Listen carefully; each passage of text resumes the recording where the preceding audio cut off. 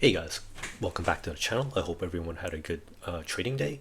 So today I thought it might be good to kind of revisit some old favorites. I remember CONY when it first came out, felt pretty awesome. It felt like a lot of people were making good money with this one.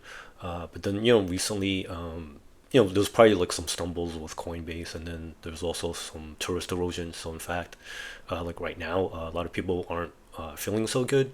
But I thought it might be good to kind of like take a step back and just show people what would happen if you just invested like $1,000 each month since like its inception. So let's just go over it real quick. So in case you're new again, so I tried to do this one particular. Like let's say you bought $1,000 worth of CONY just before like the declaration date, and I'm using like the closing prices from Yahoo Finance, and then like the next column over here shows you like the amount of shares that you would have at that particular date. So for example, on August 15th, let's say you were able to buy around $19.76, you would get 51 shares, and that gives you a total of $1,000. And then the next column with total shares just shows you like the cumulative amount subsequently. And then the distribution wasn't available until October 16th. So I just want to kind of show you that part too. So if I scroll down all the way to like the last available distribution of September 9th. So if I scroll over just a little bit here, so that everyone can see, and then you see like the distribution per share, and then you see like the payday after each distribution. So you'd see like you would have like in total, like let me just scroll back over here. So if you put in like $1,000 per month, that gives you like $14,000 investment so far. And then when I scroll back over here, you see like the total payday just on distributions was 7,727.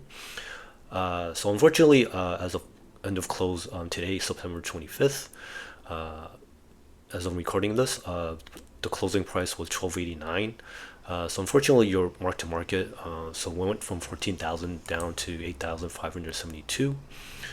So the price return, unfortunately, you lost about 38.77% so far. Hopefully things could improve later on.